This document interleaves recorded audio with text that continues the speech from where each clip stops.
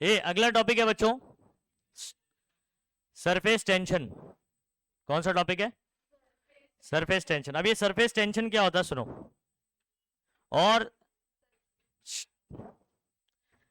अभी इसका ना एक मॉलिक्यूलर थियरी है। कौन सा थियरी है? मॉलिक्यूल वाला थियरी है, जिससे सरफेस टेंशन को आप समझ सकते हैं एक्चुअल में सरफेस टेंशन होता क्या है। मैं आपको एक चीज बता देता हूं, सुनो। किसी भी लिक्विड की वजह से, किसी भी लिक्विड के सरफेस पर एक तनाव होता है। क्या होता है? तनाव। अब वो तनाव किस वजह से आता है, इस पे बात करें। अच्छा, कभी आप लोगों ने देखा है पानी के ऊपर जो है ना स्मॉल इंसेक्ट्स को देखा है ऐसे चल के चले जाते हैं, या मच्छर को देखा है मस्त ऐसा टांग ऐसे बिछाया और मस्त झूल रहा है, पानी घूम रहा है ऐसे? हाँ, आप बोलते हैं हम लोग भी ऐसे ही करते हैं, जाते हैं जैसे ही ऐसे। तो सरफेस टेंशन इतना नहीं होता है कि आपके फोर्स को झेल सके। ए सुनो बात को। तो अब यहाँ आप लोग ना एक और चीज देख सकते हो, यहां पर कोई डेंसिटी का खेल नहीं है। अगर डेंसिटी का खेल होता ना, तो मैं आपको एक एग्जांपल बताता हूं, उसमें जरा चेक कीजिए। आप लोग एक यू पिन ले लेना। क्या करना? You pin. यू पिन मालूम है क्या होता है? हाँ, बाल में लगाते हैं। अरे वो पेजेस, हाँ, पेज को पकड़ने के लिए जो पिन लगाते हैं। या आप ब्लेड भी ले सकते हो, बस किसी का कत्ल मत कर देना उससे।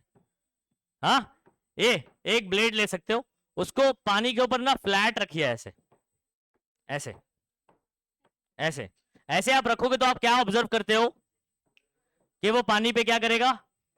तैरेगा। लेकिन अगर उसको ऐसे आप वर्टिकल डाल दोगे तो क्या हो जाएगा? डूब जाएगा। ब्लेड को या यूपिन को आप करके देखिएगा। अगर ये डेंसिटी का खेल होता, आप कैसे भी डालते हैं ना तो ये ऊपर ही रहता। डेंसिटी का खेल होता तो अगर ये इसकी डेंसिटी ए जैसे लकड़ी होती है, लकड़ी की डेंसिटी अगर पानी की डेंसिटी से कम है तो वो किधर रहेगा? आप उसको कैसे भी डालो, अंदर तक डुबा दो, वापस ऊपर आ जाएगा। तो डेंसिटी के खेल में ऐसा होता है, जो हल्का वो ऊपर, जो भारी वो। लेकिन सरफेस टेंशन के खेल में ऐसा नहीं होता है। आप उसको अगर क्या करोगे, ऐसे फ्लैट रखोगे तो ऊपर रहेगा, उसका जो सरफेस के ऊपर जो तनाव है उसको पकड़ के रखेगा। लेकिन अगर वर्टिकल करोगे तो वो क्या हो जाएगा? उसको काटते हुए डूब जाएगा। समझ में आ रहा है? अच्छा, तो ये कुछ मैंने एग्जांपल्स बता दिए। और सरफेस टेंशन का और भी एग्जांपल बताओ, जैसे जो क्या नाम है, आप लोग देखते होंगे कि बरसात के मौसम में मच्छर बहुत बढ़ जाते हैं। क्यों? रीजन बताओ, रीजन बताओ जल्दी से। बरसात के मौसम में, बारिश में जो है मच्छर बहुत बढ़ जाते हैं। हाँ, रीजन क्या है? कीचड़। कीचड़ में अंडे देता है वो। पानी जगह जगह जमा हो जाता है और मच्छर को चाहिए पानी। क्या चाहिए?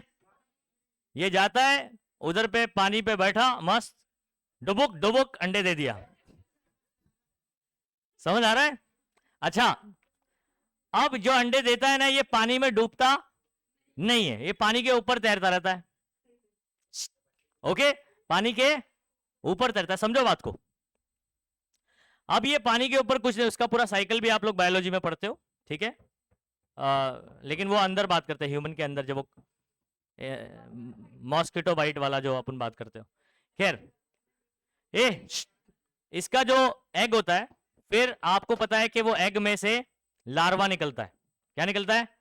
लार्वा। अच्छा, पानी में कहीं पर पानी जमा होगा बहुत दिन से, तो आपने वहां पर ऐसे कीड़े देखोगे, ऐसे ऐसे जो जाते हैं, है ना, ऐसे ऐसे करते, नहीं देखा कभी? अब अपने घर के सामने एक बाल्टी कुछ एक हफ्ते तक रख दो, समझ आ रहा है, पानी भर के, तो उसमें आप देखो कुछ दिन के बाद जो है ना कीड़े लग जाएंगे ऐसे, बारीक बारीक, ऐसे करके ऊपर आते, ऐसे करके नीचे जाते, ऐसे ऐसे। समझ आ रहा है? वो आपका मच्छर ही होता है, लेकिन वो लार्वा स्टेज में। कौन से स्टेज में? लार्वा स्टेज में। फिर बाद में कुछ दिन के बाद क्या हो जाता है, कुछ टाइम के बाद उनके पंख आ जाते हैं, सरफेस पे आते हैं, पंख निकाला और फुर फुर फुर फुर करके उड़ गया। फिर आ जाता खून चूसने, फिर हमारा खून चूसने आ जाता। फिर उसके बाद अगेन सेम साइकिल, पानी ढूंढा, अंडे दिया, लार्वा बना, पर निकले, फिर सेम कहानी चलते रहती है।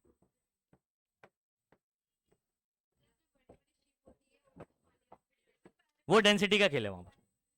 क्या? क्या?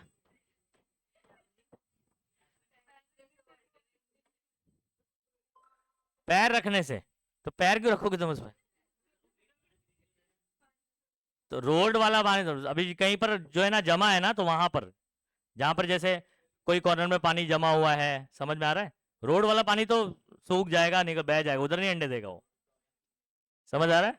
जहां पर बहुत टाइम से जो है ना पानी जमा है, वहां पर जो है ना वो अंडे दे देता है। ये सुनो बात को। तो अब हम लोग को क्या करना है, ये अगर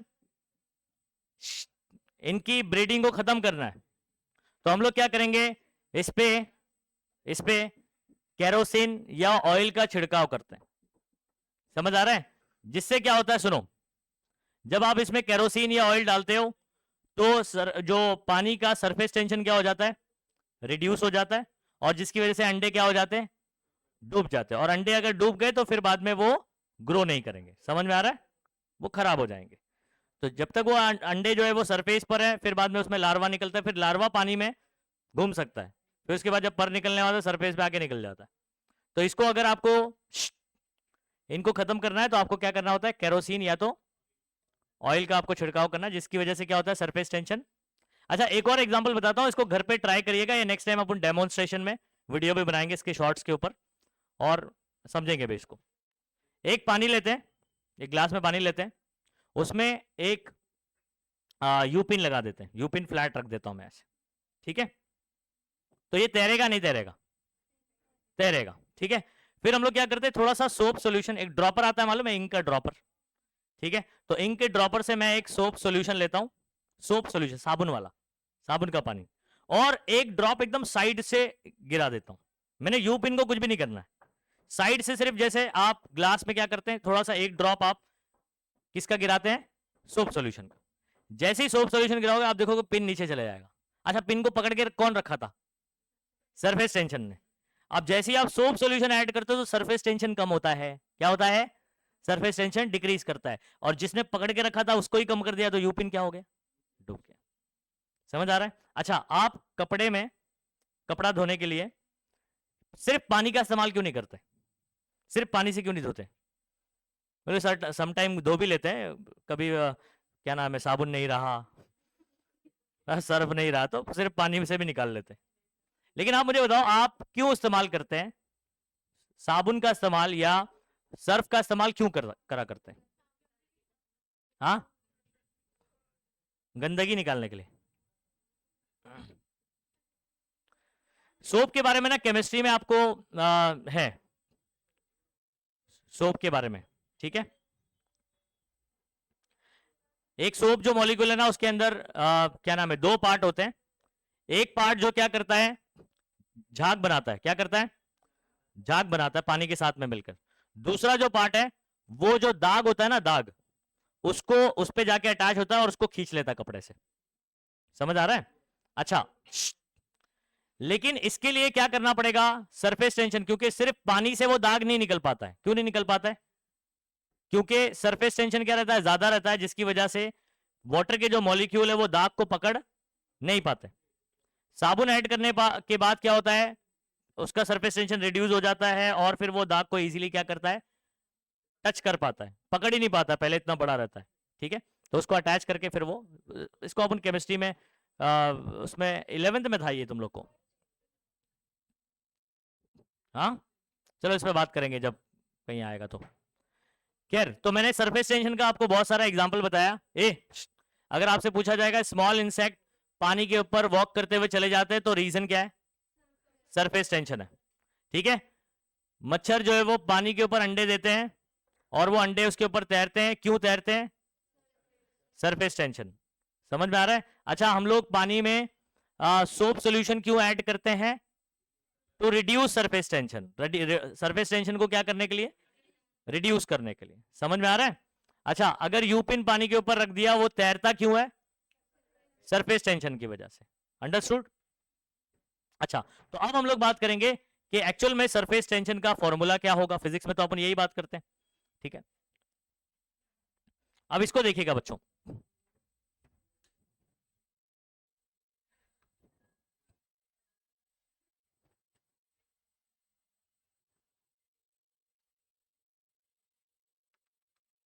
ये देखो आपके पास ना ये ऐसे लिक्विड भरा हुआ है, ध्यान दीजिएगा क्या बोल रहा हूं, इधर ध्यान देंगे सभी बच्चे। हम लोग इसके ऊपर एक इमेजिनरी लाइन ड्रॉ करते हैं, लेकिन मैं आपको इस पे एक रॉड रख के बताता हूं, एक पतला सा पिन, ठीक है। अगर इसके सरफेस पर मैं एक पिन ऐसे रख दूंगा, तो ये जो लिक्विड का सरफेस है वो थोड़ा सा कैसे हो जाएगा, ऐसे झुक जाएगा। जैसे फॉर एग्जांपल बच्चों ये सरफेस है ना, ऊपर लिक्विड का सरफेस है, जैसे ही आप यहां पर कुछ ऐसे रखोगे तो ये ऐसे दबेगा ना, ऐसे ऐसे थोड़ा सा इसका शेप हो जाएगा, नहीं तो आपको सामने से कैसे दिखाई देगा, ये पहले एकदम ऐसे फ्लैट था, कैसा था, एकदम फ्लैट था, लेकिन जैसे ही मैंने इसको ऐसे रखा तो ये ऐसे दब गया, दिख रहा है। ओके, तो एक्चुअल में ये इसको ऐसे पकड़ के क्यों रखा है, क्योंकि यहां पर जो है ना इस डायरेक्शन में फोर्स लग रहा है, क्या लग रहा है, फोर्स लग रहा है। तो यहां पर मैं आपको क्या समझाना जा रहा हूं, सुनो। जैसे ही आप इसको ऐसे रखते हो तो इधर पे और इधर पे कैसे लगेगा, फोर्सेस लगेंगे, क्या लगेंगे। तो ये जो एरो बता रहा हूं दिस इज व्हाट, मैं अलग से अभी बता देता हूं कि मेरे पास ये रॉड है और इसके दोनों तरफ क्या लग रहा है बच्चों, फोर्स लग रहा है, क्या लग रहा है। अब सरफेस टेंशन क्या होता है, सुनो, दीज आर व्हाट, फोर्सेस, ये कौन है, फोर्सेस है। अब इसका लेंथ कितना है, फॉर एग्जांपल एल लेंथ है, कितना है, एल लेंथ है, इसका लेंथ कितना है, एल। सुनिए बात को, what is surface tension, unit length पे कितना फोर्स लग रहा है। मान लीजिए बच्चों, ये अगर मान लीजिए मैं नंबर ले लेता हूं, ये 10 मीटर, कितना मीटर, और इस पे फोर्स जो लग रहा है वो मान लीजिए 10 न्यूटन लग रहा है, कितना लग रहा है, 10 न्यूटन फोर्स लग रहा है। तो मैं अगर बोलूं 10 मीटर पे 10 न्यूटन लग रहा है, तो 1 मीटर पे कितना न्यूटन लगेगा, 1 न्यूटन लगेगा। वो उसी को सरफेस टेंशन बोलते हैं, कि यूनिट लेंथ पे कितना फोर्स लग रहा है, यूनिट लेंथ पे कितना फोर्स लगेगा, दैट इज कॉल्ड एज, बोलो बोलो, सर पे टेंशन, सरफेस टेंशन, क्या बोलेंगे। तो सरफेस टेंशन का क्या फॉर्मूला है, फोर्स पर यूनिट लेंथ, समझ गए बात को। अभी एक्चुअल में रॉड वाले केस में ना इधर भी लग रहा है उधर भी लग रहा है, तो डबल काउंट किया जाता है, लेकिन आपको अभी मैं बेसिकली एक चीज सिंबल बता रहा हूं, सिंपल फॉर्मूला F/L।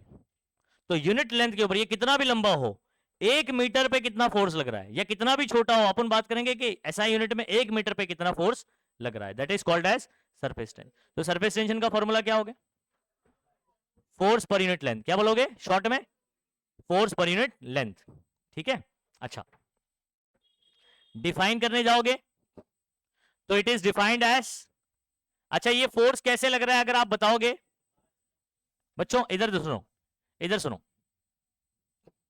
मैं ना ये वाला इमेज बता रहा हूं आपको, ये रॉड का सिर्फ ये वाला हिस्सा दिख रहा है, ये ऐसे रॉड अंदर की तरफ जा रहा है, ठीक है, और सरफेस ये था ना, तो सरफेस का शेप कैसा हो जाएगा बच्चों, ऐसा हो जाएगा, जैसे मैं अभी यहां पर इसको रख के बता रहा था, याद करो, इसको ये सरफेस था, इस पे जब आप ऐसे रखते हो तो ये ऐसा हो जाता है ना शेप, देखो, ठीक है, ये सिचुएशन बात कर रहा हूं, ओके, ये सिचुएशन बात कर रहा हूं। अब जो फोर्स लग रहा है वो कैसे लग रहा है जरा बताना तो, ये सरफेस है ना, इसको क्या है, ये टेंजेंट है, क्या है, टेंजेंट, समझ आता है, ये सर्कल होता है ना, उसको जो टच करके लाइन जाती है उसको क्या बोलते हैं, टेंजेंट बोलते हैं। तो जो फोर्स लग रहा है वो कैसा है, तो इसलिए डेफिनेशन में क्या इस्तेमाल करना है, टेंजेंशियल। तो आपको समझ आना चाहिए कि क्यों tangential force, tangential force acting per unit length on both the side of an imaginary line. तो ये जो मैंने रॉड रखा था यहां पर, इसको डेफिनेशन में क्या बोला जाता है, इमेजिनरी एक लाइन है जिस पर दोनों तरफ जो फोर्स लग रहा है, tangential force acting on both the side of imaginary line, drawn on, कहां पर ड्रॉ किया था मैंने इसको, लिक्विड सरफेस के ऊपर, लिक्विड के सरफेस के, तो drawn on surface of the liquid.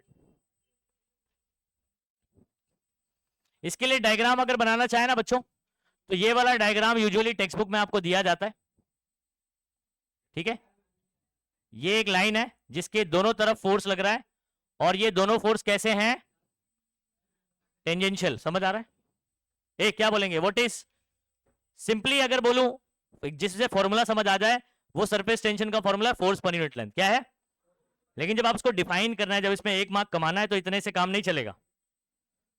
नहीं आ रही बात समझ में? तो अपन क्या बोलेंगे, इट इज डिफाइंड एज कौन सा फोर्स, टेंजेंशियल फोर्स। ठीक है, कहां एक्ट कर रहा है, एक इमेजिनरी लाइन के दोनों तरफ।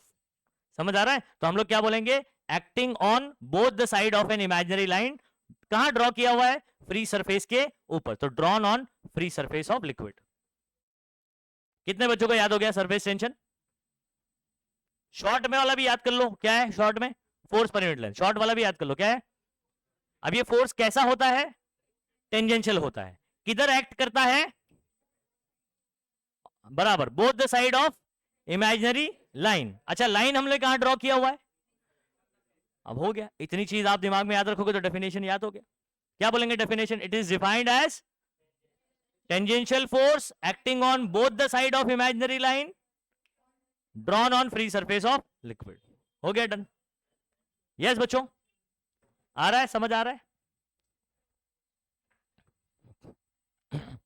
T is equal to formula. अच्छा, एक और बात ध्यान रखना, सरफेस टेंशन और टेंशन में बहुत जमीन आसमान का फर्क है।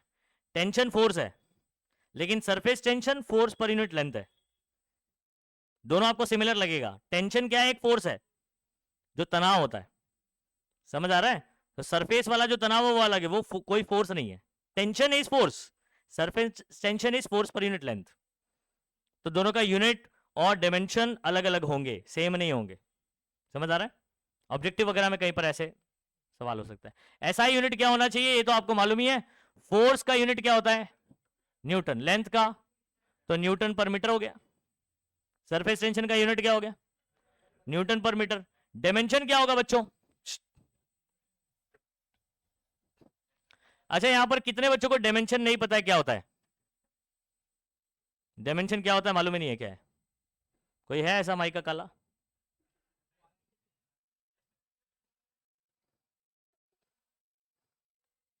हाँ बोलो।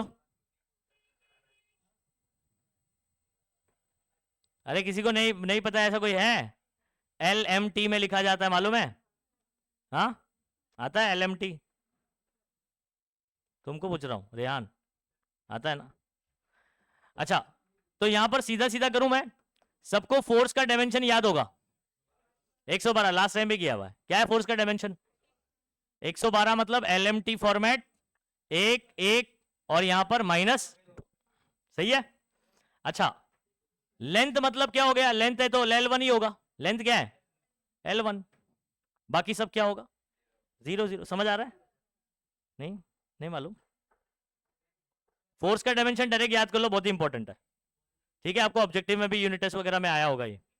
112 1 1 माइनस 2, क्या बोलोगे, 1 1 माइनस 2। और लेंथ का क्या होगा, सिर्फ लेंथ के ऊपर पावर कितना है बताओ, तो L1 हो जाएगा इसका dimension.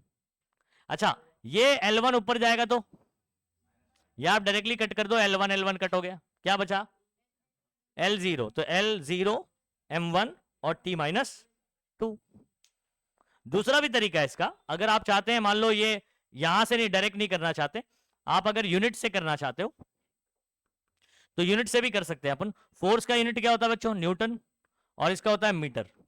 Newton also equals to, ठीक है, केजी मीटर पर सेकेंड स्क्वायर, क्या बोलते हैं, और ये अपना मीटर।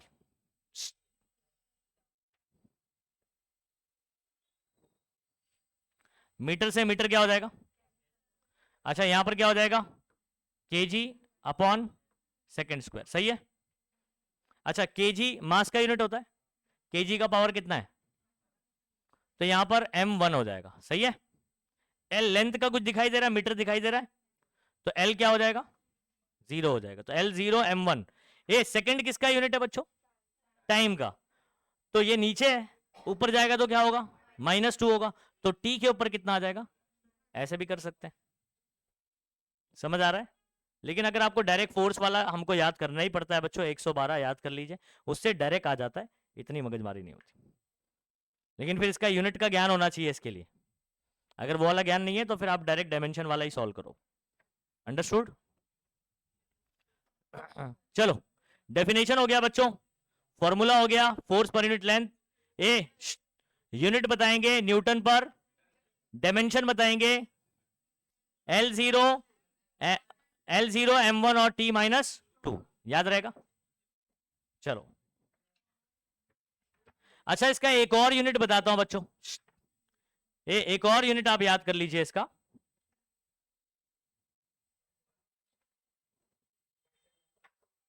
एक और यूनिट इसका न्यूटन पर मीटर भी आप देखते हो और सरफेस टेंशन का एक और यूनिट आप देखते हो जूल पर मीटर स्क्वायर। दोनों भी क्या है, एक दूसरे के इक्वल है, इस बात को ध्यान रखिएगा। ठीक है, अगर आप पूछोगे सर कैसे इक्वल है, तो आप यहां से ये भी सॉल्व कर सकते हो, यहां से इसको भी सॉल्व कर सकते हो, लेकिन फिर अगेन इसमें यूनिट का अपने को ज्ञान होना चाहिए। आ जाओ मैं थोड़ा सा बता देता हूं आपको। क्या आपको ये कितने बच्चों को ये वर्क का फॉर्मूला पता हुआ है ना? सभी को पता होगा, नहीं पता है तो याद कर लो भाई। ठीक है, वुमेन का काम क्या होता है? Fashion show. क्या काम होता है? तो ऐसे आप याद कर सकते हो। ठीक है, वुमेन का वर्क क्या होता है? Fashion show. बस यही करने का।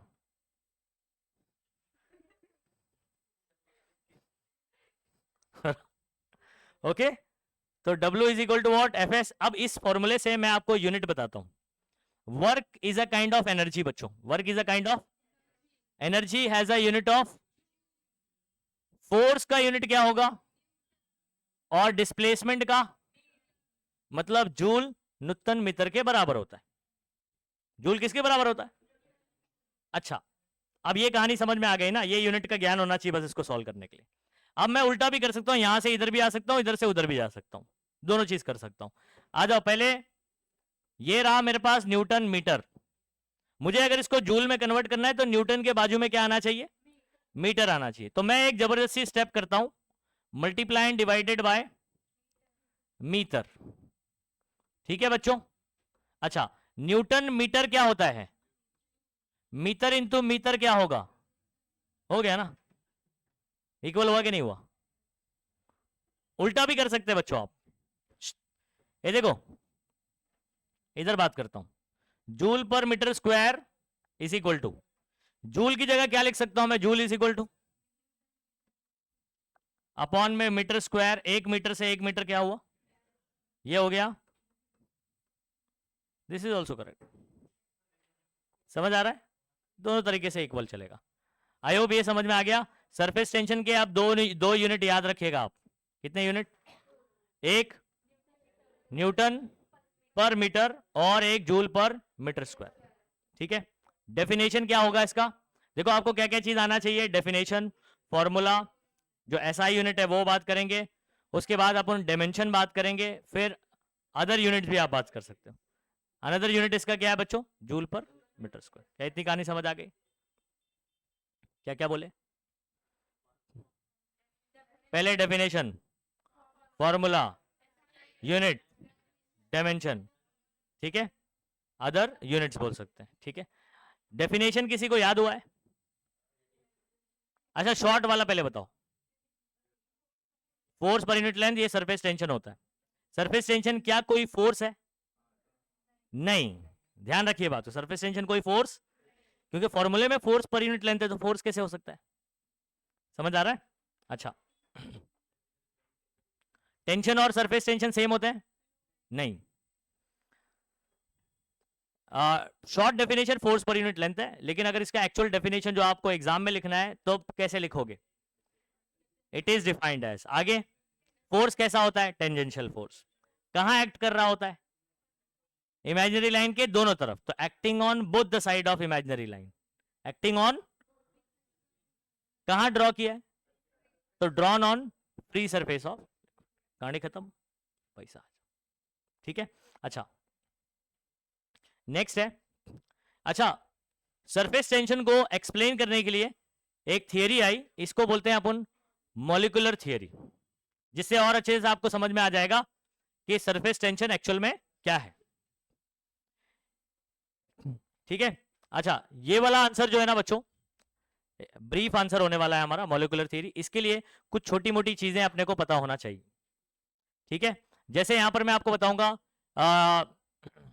हम लोग यहां पर 3 मॉलिक्यूल कंसीडर करने वाले, लेकिन आपको पहले पता होना चाहिए किसका ज्ञान होना चाहिए आपको, इंटरमोलिकुलर फोर्स। अच्छा, कभी आप लोग ने एडेसिव और कोहेसिव फोर्स पढ़ा है? नहीं पढ़ा है, तो आपको सबसे पहले इन फोर्सेस का ज्ञान होना चाहिए। इंटरमोलिकुलर फोर्स, कौन सा फोर्स? मॉलिक्यूल मॉलिक्यूल के बीच का जो फोर्स होता है उसको इंटरमोलिकुलर बोलेंगे। इंटर यानी बीच में, मॉलिक्यूलर यानी मॉलिक्यूल मॉलिक्यूल के बीच में। तो इंटरमोलिकुलर फोर्स समझ में आ गया। फोर्स ये अट्रैक्शन भी हो सकता है, रिपल्शन भी हो सकता है। तो इंटरमोलिकुलर फोर्स क्या बोलेंगे अपन? फोर्स ऑफ अट्रैक्शन और रिपल्शन बिटवीन टू मॉलिक्यूल्स। समझ आ गया? अच्छा, अब इसके अंदर हम लोग बात करेंगे दो टाइप के, जो कि कोहेसिव है और कौन सा है? एडेसिव। और ये दोनों भी जो है ना हम लोग अट्रैक्टिव फोर्स बात करने वाले, दोनों भी अट्रैक्टिव फोर्स रहेंगे। कोहेसिव क्या होता है सुनो, अगर आपका एक वाटर का मॉलिक्यूल है और दूसरा भी कौन है? वाटर का मॉलिक्यूल है, तो मॉलिक्यूल सेम है। मॉलिक्यूल क्या है? सेम टाइप के, सेम सब्सटेंस के मॉलिक्यूल है, तो इनके बीच में जो फोर्स होगा वो होगा कोहेसिव। क्या होगा? कोहेसिव होगा। ठीक है। अच्छा, एडेसिव फोर्स कौन सा होगा? डिफरेंट सब्सटेंस, जैसे जैसे हम लोग जो है ना बोर्ड पर जब चौक से लिखते हैं, तो चौक के जो पार्टिकल्स हो गए और हाँ ठीक है नीचे गिरते हैं, चौक के पार्टिकल और जो बोर्ड है आपका, ये दोनों क्या हो गए? डिफरेंट मटेरियल ना। जब आप लिखते हो तो उस पर चिपक जाता है, तो चिपक गया क्यों? उन दोनों के बीच में कुछ फोर्स होगा ना। कौन सा फोर्स होगा? एडेसिव होगा। जब आप इंक से लिखते हो, ठीक है, तो इंक जो मार्कर की इंक होती है और बोर्ड, ये दोनों चिपक गए ना, तो क्यों चिपक गए? Adhesive force. डिफरेंट सब्सटेंस रहा तो एडेसिव, और सेम सब्सटेंस के बीच में फोर्स को इंटरमोलिकुलर फोर्स बात कर रहे तो कोहेसिव हो गया। तो फोर्स का ज्ञान समझ में आ गया? बोलो। अच्छा, फिर हम लोग बात करेंगे रेंज ऑफ मॉलिक्यूलर फोर्स।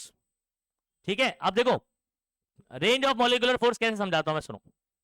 अब फॉर एग्जांपल आपको ना मैंने एक चेयर पे बिठा दिया, इधर ध्यान देना, चेयर पे आपको बिठा दिया, ठीक है, और आपको पूरी तरीके से बांध दिया, चेयर पे बिठा के बांध दिया, सिर्फ हाथ खुले रखा है हमने। सिर्फ क्या खुले रखा हुआ है? हाथ खुले रखा हुआ है। अब मुझे एक चीज बताओ, इधर हर जगह ना यहां पर जो है ना एक ऐसे बड़ा पाव लटका हुआ है, समोसा पाव, ठीक है, मुंह में पानी आ रहा होगा तुम लोग के, फ्रूटी, ऐसे पूरे क्लास में ऐसे लटका दिए। आप अपनी जगह से हिल नहीं सकते, आपके हाथ खुले हैं, लेकिन आप कितने दूर तक का फ्रूटी, वड़ा पाव, समोसा पाव, बर्गर, कितने दूर तक का आप एक्वायर कर सकते हो? जितना आपका हाथ है, जितना आपका, समझ आ रहा है? That is called as range. इसको क्या बोलते हैं? रेंज। तो मैं यहीं तक, उसके दूर अगर है, समझ आ रहा है? मुर्गी भी लटक रही है तो हाथ में नहीं आएगी, समझ? तंदूरी लटक रही है हाथ में नहीं आएगी, क्योंकि रेंज नहीं है उतना। तो रेंज आपको समझ आया? रेंज क्या होता है बच्चों?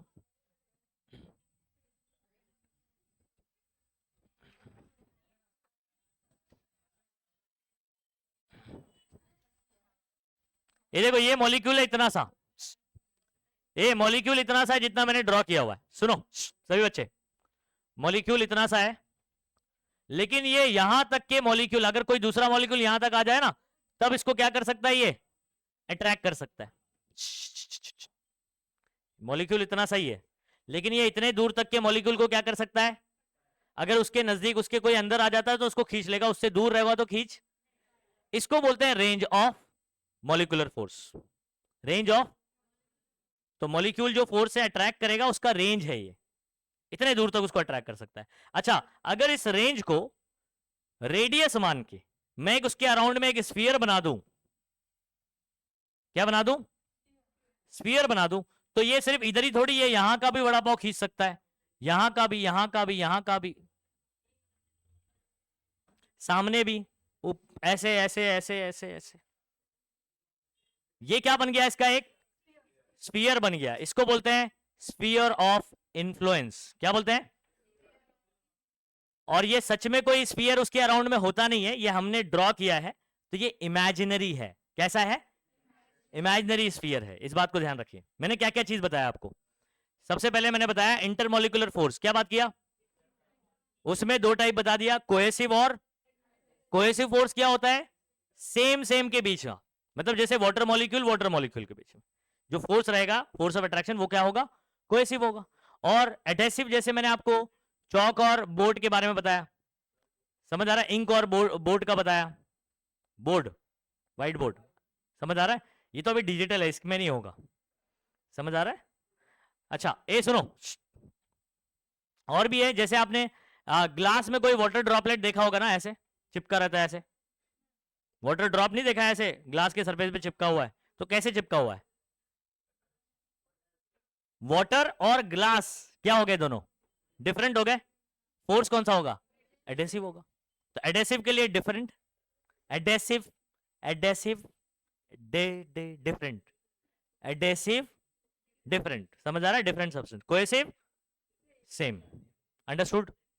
अच्छा, रेंज ऑफ मॉलिक्यूलर भी बता चुका मैं आपको, range of molecular force, molecule का रेंज, कितने दूर तक ये दूसरे मॉलिक्यूल को क्या कर सकता है, अट्रैक्ट कर सकता है। स्फीयर ऑफ इन्फ्लुएंस क्या होता है ये भी बता दिया, जो रेंज है उसी को रेडियस लेकर क्या बना दो, स्फीयर बना दो, उसको क्या कहेंगे, स्फीयर ऑफ इन्फ्लुएंस बोलेंगे। सरफेस फिल्म, अब ये नेक्स्ट इंपॉर्टेंट है, सरफेस फिल्म क्या होता है।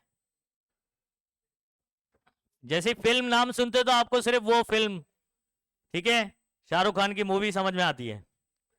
फिल्म यानी होता है लेयर, फिल्म का क्या मतलब होता है, लेयर होता है। इधर सुनो, ये आपके पास बच्चों एक कंटेनर है,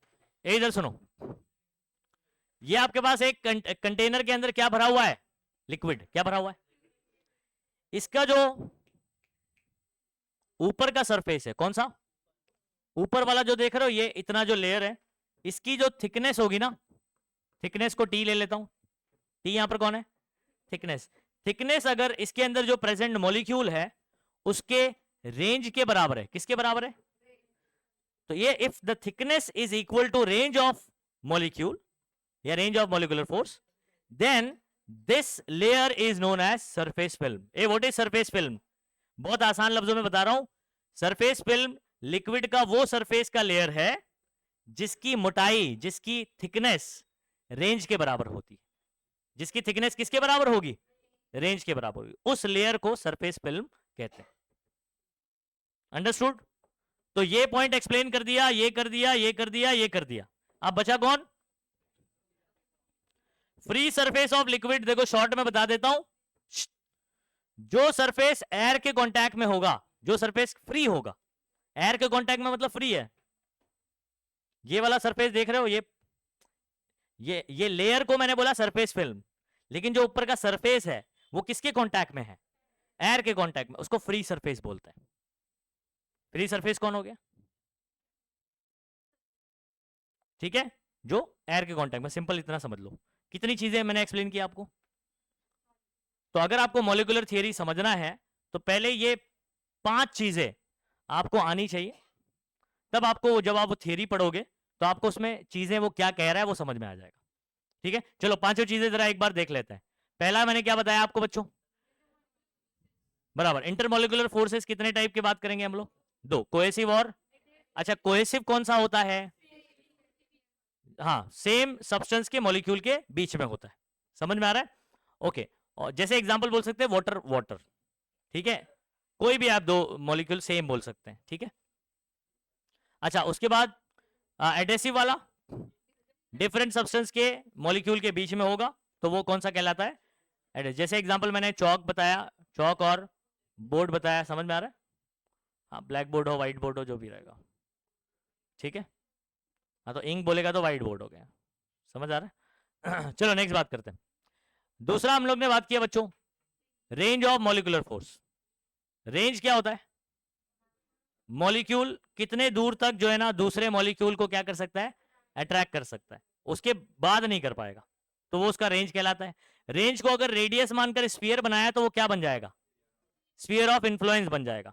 मतलब ये सिर्फ एक डायरेक्शन में नहीं है, पूरा ऐसे यहां तक, यहां से भी वड़ा पाव खींच सकता है, इधर से भी खींच सकता है, इधर से भी, नीचे से भी, पीछे से भी, कहीं से भी आ जाए, समझ आ रहा है। तो ये उसका पूरा क्या हो जाएगा, स्फीयर ऑफ इन्फ्लुएंस हो जाएगा, एक ही हाथ से करने का। अच्छा नेक्स्ट, स्फीयर ऑफ इन्फ्लुएंस के बाद हम लोग क्या बात करते हैं, सरफेस फिल्म, सरफेस फिल्म भी बहुत आसान है, मैंने क्या बोला, फिल्म यानी लेयर, सरफेस के ऊपर की वो लेयर जिसकी थिकनेस किसके बराबर हो, रेंज के बराबर हो, जिसके थिकनेस किसके बराबर हो, तो रेंज ऊपर पढ़ाया ना, उतने के बराबर होना चाहिए, तो उसको अपन सरफेस फिल्म कहते हैं। अच्छा, फ्री सरफेस कौन होगा, जो सरफेस बोले तो ये बाहर वाला जो पार्ट होता है, समझ आ रहा है, जो एयर के कांटेक्ट में रहेगा, फ्री रहेगा, इसलिए फ्री सरफेस ऑफ लिक्विड, कहानी खत्म। ठीक है, तो आज के लिए हम लोग का ये मतलब फिजिक्स में यहीं पर स्टॉप करते हैं।